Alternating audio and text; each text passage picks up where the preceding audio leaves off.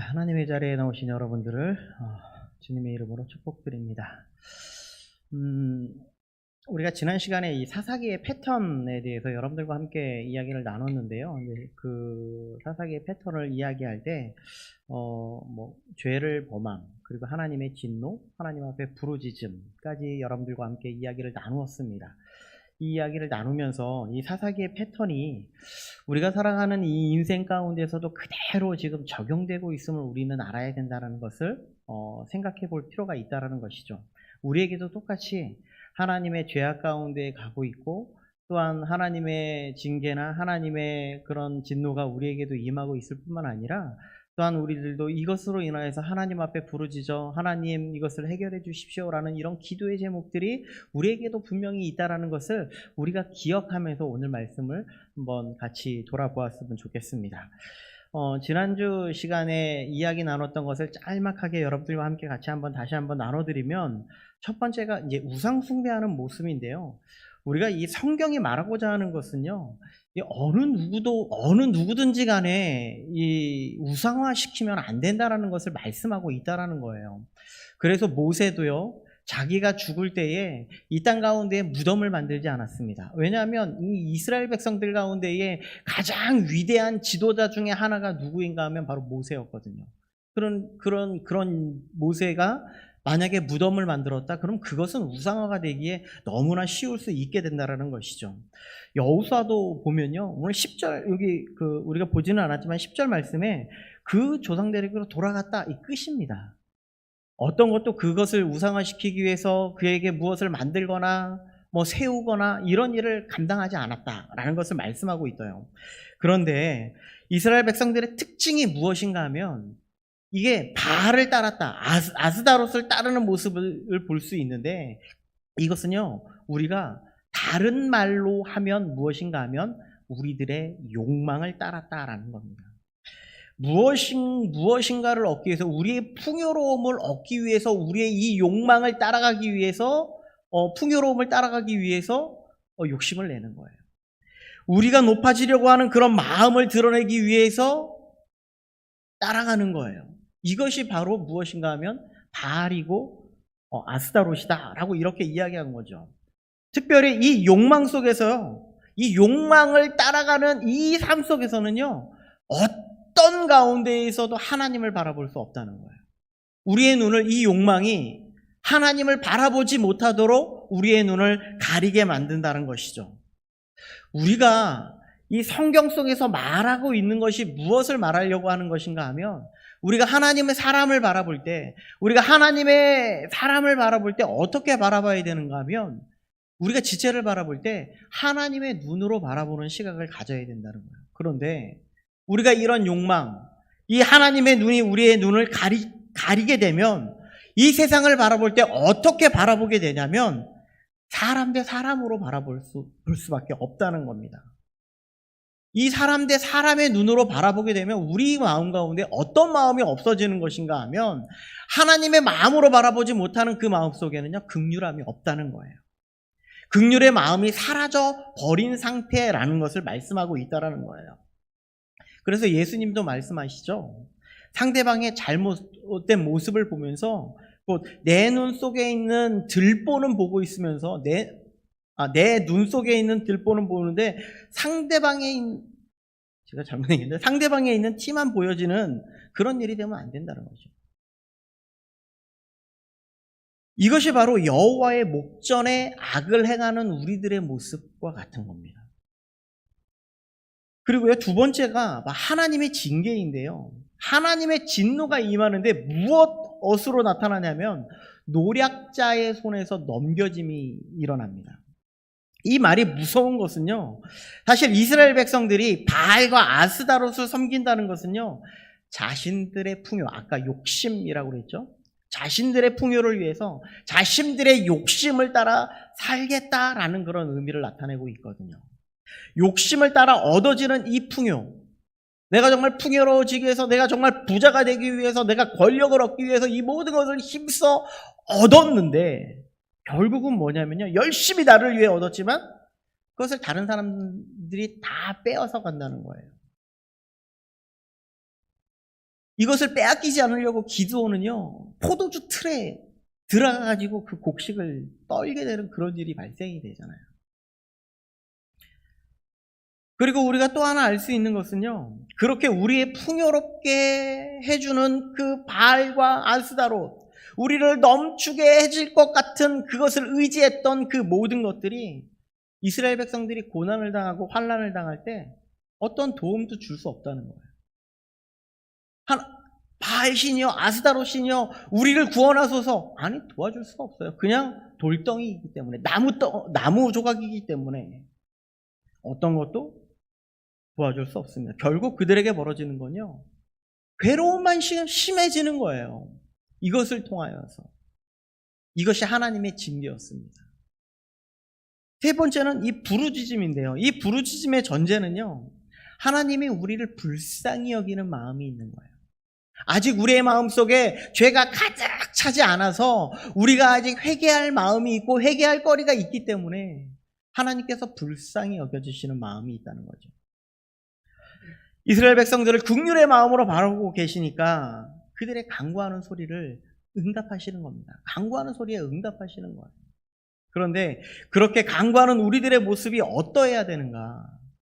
우리의 모습 속에 하나님 앞에 철저하게 내려놓는 회개가 필요하다는 거예요. 우리가 회개한다는 의미를 다 알고 있듯이 완전히 돌아서는 거거든요. 우리에게 회개의 잘못된 모습 중에 하나가 무엇인가 하면, 주님, 제가 이렇게 죄를 범했어요. 용서해 주세요. 이거 이스라엘 백성들의 모습을 비추어서 생각해 보면, 주님, 내가 바알을 따랐습니다. 내가 아스다롯을 따랐습니다. 주님, 이제는 나는 돌이켜서 하나님만 섬기겠습니다. 주님, 용서하여 주옵소서. 이렇게 회개했다면 이제는 바알을 따르는 것이 아니라 아스다롯을 따르는 삶이 아니라 우리의 모습을 돌이켜 하나님을 의지하고 하나님만 섬기고 하나님만 붙잡고 살아나가는 그들의 인생이 되어야 된다는 것이죠. 그런데 회개를 하고 나서 그들의 모습 속에는요, 그들의 평안이 오니까 이제 그들에게 더 이상 이제 어려움이 없게 되니까 다시금 나가는 거예요. 다시금 바알을 섬기고요, 다시금 아스다롯을 섬기는 거예요. 이런 모습이요, 우리의 모습을 보면, 이런 우리들의 모습을 보면, 이 이스라엘 백성들의 모습을 보면 저 같으면 너는 이제 전류야, 끝이야 라고 이렇게 선포할 것 같아요. 그런데 하나님은요, 그렇지 않으세요. 사사들을 보내주십니다. 오늘 이야기할 내용입니다. 사사들을 보내주시는 거예요. 이 사사에 대해서 그러면 어떤 사람들인지, 어떤 분들인지, 그것을 하나님이 왜 사사를 세우셨는지 한번 돌아볼 수 있었으면 좋겠습니다. 우리 다 같이 16절 말씀을 함께 같이 한번 보도록 하겠습니다. 16절입니다. 자, 시작. 여호와께서 사사들을 세우사 노략자의 손에서 그들을 구원하게 하셨으나. 사사기에 1장부터 2장이 딱 끝나가는 시점인데 아직까지는 사사라는 말이 한 번도 안 나왔습니다. 오늘 처음 나오는 단어입니다. 이 사사가. 그런데 이 사사가 처음 등장하는 이 사사가 그냥 사사가 아니고 사사들이라고 표현하고 있는 것을 볼 수가 있죠. 그리고 이 사사라는 말이 원어로 보면요, 샤파트라는 그런 단어인데요. 이것이 어떤 의미냐면요, 심판하다, 판결하다, 재판하다라는 그런 의미를 담고 있습니다. 그러니까 흔히 우리말로 하면, 요즘으로 말하면 재판하고 판결하는 사람은 누구입니까? 재판관이라고 우리는 이야기할 수 있죠. 그러니까 이 사사가 재판관의 역할을 감당하고 있는 자들이라고 생각해 보시면 됩니다. 그러면 우리들이 만약에 잘못하면 우리는 헌법의 기준에 해서 형법이라든가 민법이라든가 이런 것에 잘못된다면 그것에 따라서 우리가 판결하는 것이 맞죠. 그럼 사사들은 무엇에 대해서 판결을 하게 될까요? 사사들은요, 이스라엘 백성들에게 하나님의 율법에 근거하여서 판결하게 된다는 것이죠. 그러니까 사사들도 하나님의 말씀 가운데에 하나님의 말씀을 많이 알고, 그리고 그 말씀의 뜻에 따라서 공평하게 정의롭게 판결하는 것이 이 사사들의 역할이라는 것이죠. 그렇다면 자, 한번 보십시오. 하나님의 말씀에 따라서, 하나님의 율법에 따라서 그들이 판결을 해야 된다면 성경이 말하고 있는, 성경에서 무엇을 이야기하고 있는지를 알아야 그들이 판결을 할 수 있죠. 그 내용을 잠깐 한번 살펴보도록 하고자 합니다. 사사들이 판결을 하려면 하나님의 뜻, 그것을 알아야 되는데, 이들 중에서 가장 많이 판결하는 데에 중요한 역할을 하고 있는 것 중에 하나가 무엇이냐면 이들에게 바로 공의와 정의라는 표현을 쓰고 있습니다. 여러분들 시편이나 이런 데 보면 공의와 정의라는 표현, 그리고 선지서를 보면 공의와 정의라는 표현이 정말 많이 나타나고 있다는 것을 여러분들이 알 수 있을 겁니다. 그런데 이 공의와 정의는 어떨 때에 쓰여지는가 하면 과부와 고아를 돌아보고 연약한 자를 돕는 데에 쓰여지는 것이 이 표현이라는 겁니다. 자, 새벽에 예레미야서를 이제는 지금 오늘 이번 주부터는 시편을 돌아보고 있긴 한데요. 예레미야서를 25장까지 쭉 보면서 유다의 지도자들이 잘못된 것을 지적하고 있는 장면이 나오고 있는데 이렇게 이야기합니다. 너희가 내 양떼를 흩으며 그것을 몰아내고 돌보지 아니하였도다 라고 이렇게 말해요. 이 말이 무슨 말인가 하면 고아와 과부를 돌보지 않았습니다. 백성들이, 아니 지도자들이, 왕들이 이들의 고아와 과부를 돌보지 않았고 그들은 공의와 정의를 행하지 않았다라고 고백을 합니다. 이 말이요, 약한 자들의 것을 빼앗아요. 구분 재판을 해요. 그들의 그 자신들에게 유리하게 재판을 한다는 거예요. 자신들의 배만 불리는 일들을 지금 이때 당시에 왕들이 행했고요. 그리고 이때 당시에 지도자들이 이렇게 행했음을 말씀하고 있다는 겁니다. 그러니까 유다 백성들의 멸망은요, 결국은요, 유다 백성들의 연약한 자들을 돌보지 아니하고 그들에게 정의와 공의를 행하지 않는 모습 속에서 나타나고 있다는 겁니다. 그러니까 성경이 말하는 중심에 공의와 정의가 연약한 자들을 세우고 그들을 바르게 돌볼 수 있는 마음이 있어야 된다라는 것을 이야기하고 있다는 것이죠. 그러면 어떻게 하면 하나님의 공의와 정의를 실현할 수 있는 길이 될까? 17절 말씀을 보면 우리가 좀 알 수 있을 것 같습니다. 17절 말씀도 함께 보겠습니다. 시작. 그들이 그 사사들에게도 순종하지 아니하고 오히려 다른 신들을 따라가 음행하며 그들에게 절하고 여호와의 명령을 순종하던 그들의 조상들이 행하던 길에서 속히 치우쳐 떠나서 그와 같이 행하지 아니하였더라. 성경이 말하고 있는 것이 우리가 복음 여러 가지 주제가 있을 수 있어요. 하나님의 나라는 관점으로 해서 이렇게 쭉 관통해 볼 수도 있고요. 언약이라는 관점에서 쭉 볼 수도 있는 거고요. 그리고 이런 하나님께서 이 백성들을 사랑하는 이 정의와 공의라는 이런 모습 속에서 그들을 살펴볼 수 있는데 이 말씀 속에는 지금 하나님의 말씀 속에 이 정의와 공의를 나타내고 있다라는 것을 이야기하고 있다면 여기에 순종하지 아니하고 속히 치우치고 있다라는 이 표현이 어떤 마음이냐면요, 어떤 마음으로 하나님의 백성답게 백성으로서의 삶을 살아갈 것인가라는 것을 말씀해주고 있다라는 것이죠. 그것의 앞 말씀을 보면 하나님의 말씀, 하나님의 명령에 순종해야 된다라는 겁니다. 우리가 하나님의 뜻, 곧 하나님의 말씀과 명령이 무엇인지 알아야 그 뜻에 순종할 수 있고 그것이 정의와 공의가 어떻게 드러나고 있는지 알아야 순종할 수 있다는 말씀이죠. 이것을 다른 말로 말씀드리면 정의와 공의라는 말씀을 다른 말씀으로 여러분들에게 쉽게 이야기한다면 하나님의 눈으로 바라봐라. 하나님의 눈으로 바라보고 있는가라는 거예요. 연약한 자들을 바라볼 때 하나님의 눈으로 바라보고 있습니까? 그러면 어떻게 행할지가 답이 나오는 거죠. 그것의 정점에 있는 것이 무엇인가 하면 여러분들 하나님의 눈으로 바라보고 그것대로 행하는 것이 정점에 있는 것이 무엇인가 하면 바로 마태복음 5장부터 7장에 나타나고 있는 겁니다. 산상수훈의 말씀입니다. 그리고 이 산상수훈의 결정체가 무엇인가 하면 바로 예수 그리스도의 십자가의 사건입니다. 산상수훈의 말씀을 쭉 대충 한번 이렇게 돌아보면요, 팔복의 말씀이 있고요, 주기도문도 있고요, 황금률이라는 내용이 있는데, 그러므로 무엇이든지 남에게 대접을 받고자 하는 대로 너도 남을 대접하라 라는 그런 말씀이 있고요.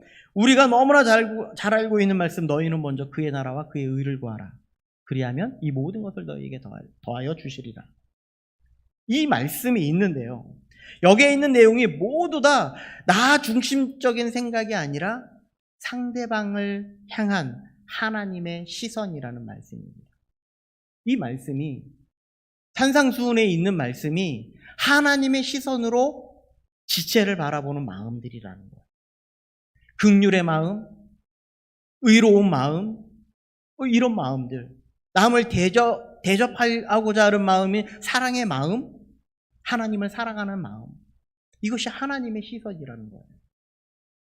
우리가 이런 눈으로 상대방을 바라보면요, 아프고 연약한 자들과 함께 슬퍼할 수 있다는 것이죠. 그들과 함께 울어줄 수 있을 수 있다는 거죠. 그들을 위로해 줄 수 있다는 것을 말씀하고 있는 겁니다. 이것이 누구의 마음이냐면 하나님의 마음, 예수님의 마음이에요. 성경이 이것을 말씀하고 있다는 거예요. 우리의 지체를 바라볼 때 그런 마음으로 돌아볼 수 있어야 된다는 거예요. 예수 그리스도의 십자가를 한번 생각해 보시기 바랍니다. 예수님은요, 우리의 힘으로 우리의 죄를 해결할 수 없어서 저 지옥의 구렁텅이로 빠져들어가고 있는 우리들의 모습을 너무나 불쌍한 마음으로 바라보시고 긍휼의 마음으로 바라보시고, 그래서 우리를 위해 모든 죄를 다 지시고 십자가에 지신 사건이 바로 이 십자가의 사건이라는 것이죠. 만약에 사람의 이기적인 욕심의 생각으로 우리들을 바라봤다면 어느 누구도 그 십자가를 질 수 있는 사람은 아무도 없었을 겁니다. 그런데 하나님의 마음, 긍휼의 마음, 불쌍히 여기는 그 마음 때문에 그 십자가를 지실 수 있음을 말씀하고 있다는 거죠. 그런데 우리는 어떤 생각을 가지고 있냐면, 상대방을 내가 밟고 일어서야 돼, 내가 더 높아져야 돼, 내 것을 취하기만 하면 돼.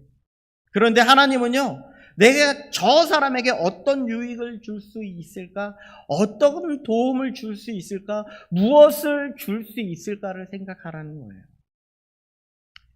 누구나 이것을 할 수 있는 일은 아닐 거라고 생각합니다. 쉬운 일이 아닙니다. 더군다나 인간의 마음속에 욕망으로 가득 찬, 욕심으로 가득 찬 우리의 마음속에서 모든 것을 다 내어주면서 이런 일을 할 수 있다는 것은 너무나 힘든 일이죠. 그래서 어쩌면 예수님이 자기 십자가를 지고 나를 쫓으라고 하신 이 제자도의 말씀이 그 십자가의 길이고요, 어려운 길임을 우리에게 말씀하고 있다는 겁니다. 그런데 지금 이스라엘 백성들의 모습은 하나님에 따르는 그런 길이 아니라 악한 길이다라고 이렇게 표현하고 있는 겁니다. 자신의 욕심을 따라 그렇게 살아가고 있는 길이다, 이렇게 말씀하고 있는 것이죠. 이스라엘 백성들의 모습은요, 계속해서 하나님의 말씀을 가르치고 하나님의 말씀이 이런 겁니다라고 이야기해줘도 그들은 듣지 않는다는 거예요. 한번 보십시오. 사사를 세워요. 사사를 세운다는 것은요, 하나님의 말씀을 선포하기 위해서, 하나님의 말씀을 전하기 위해서 그들을 사사를 세우는 거거든요. 그들의 돌이키기를 위해서 그 사사를 세웁니다. 그런데 돌아오지 않아요. 이스라엘 백성들에게 하나님은요, 다시금 사사를 세워주시면 돌이키지 않아요. 다시금 나가요. 계속 이 모습이에요.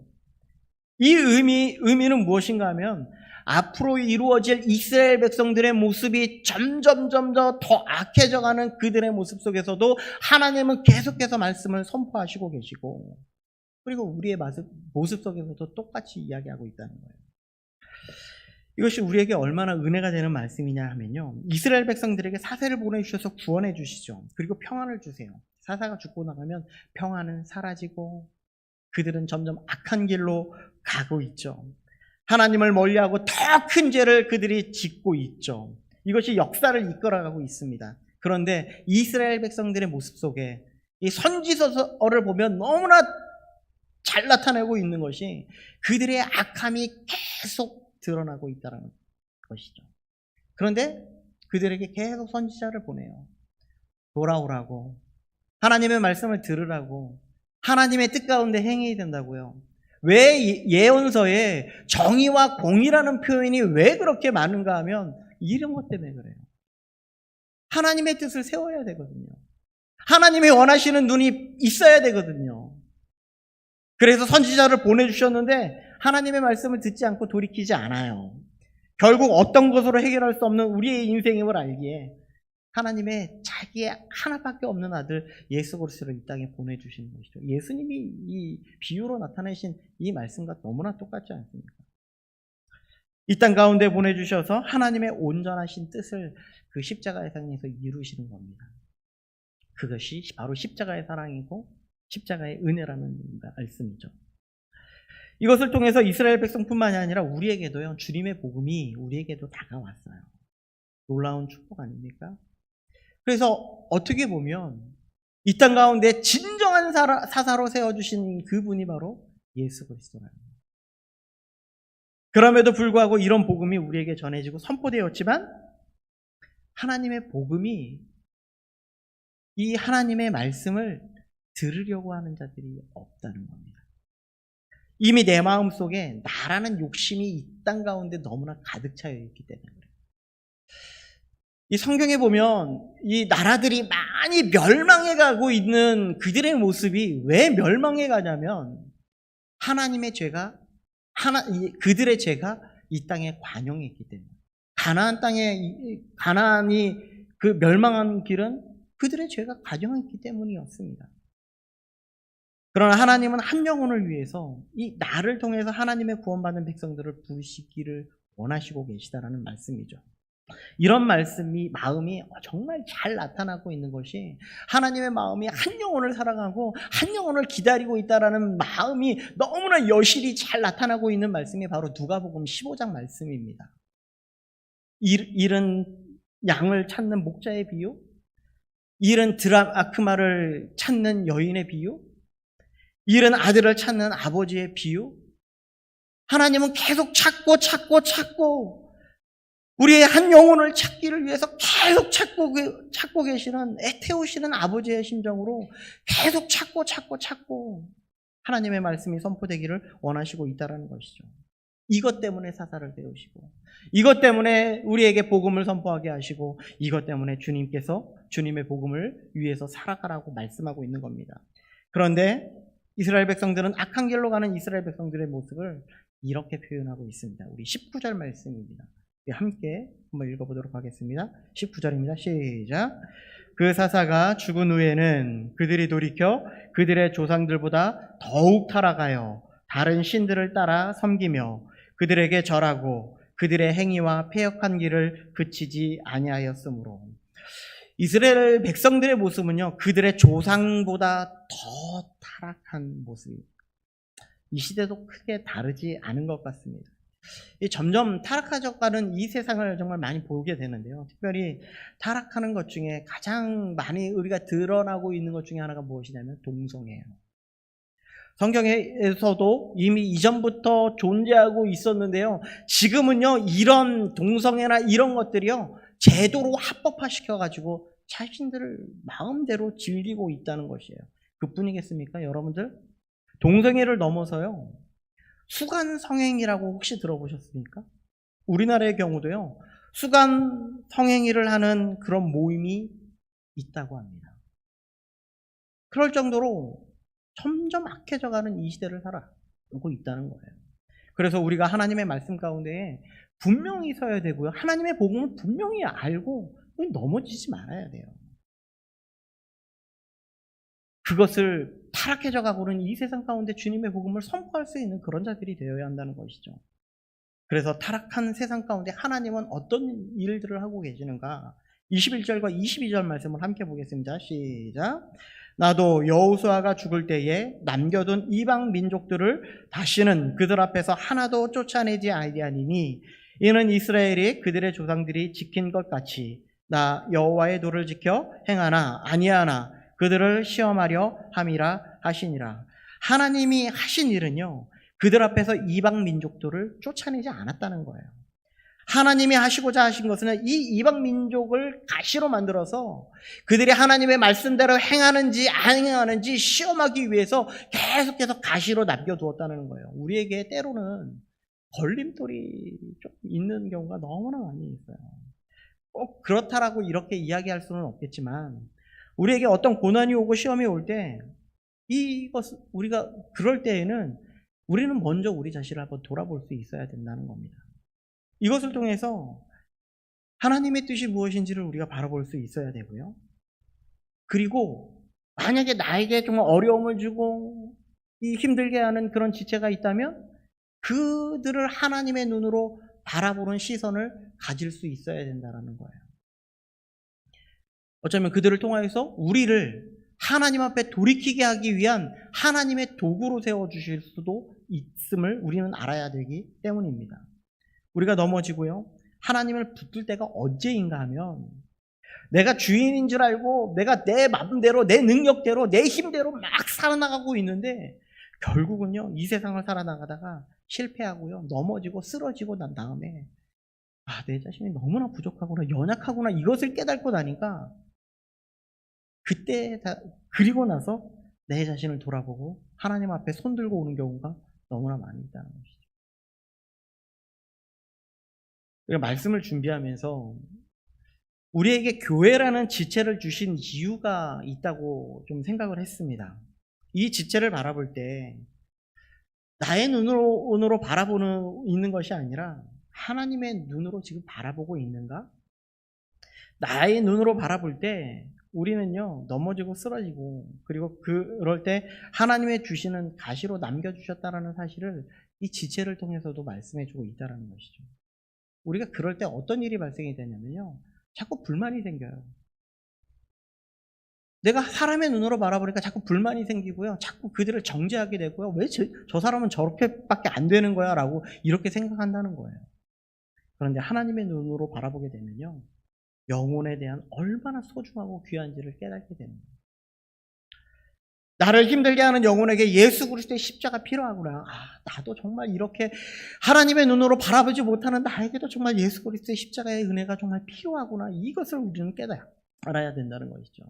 우리가 말씀을 돌아보면서 우리가 이 세상을 바라볼 때 나의 눈으로 바라보는 그런 시간이 아니라 우리에게 예수 그리스도라는 이 사사를 보내주신 것은 우리에게 하나님의 말씀을 깨닫고 하나님의 뜻 가운데 하나님의 눈으로 바라보며 이 세상을 바라보고 교회를 바라보고 성도를 바라보고 지체를 바라보고 그것을 통하여서 우리에게 긍휼의 마음, 불쌍히 여기는 마음, 저희들에게 정말 예수 그리스도가 필요한데 이 마음으로 기도할 수 있으라고 기도하라고 하나님께서 우리에게 예수 그리스도의 사사를 보내주셨음을 우리들이 깨닫는 아는 그런 시간이 되기를 간절히 소망합니다.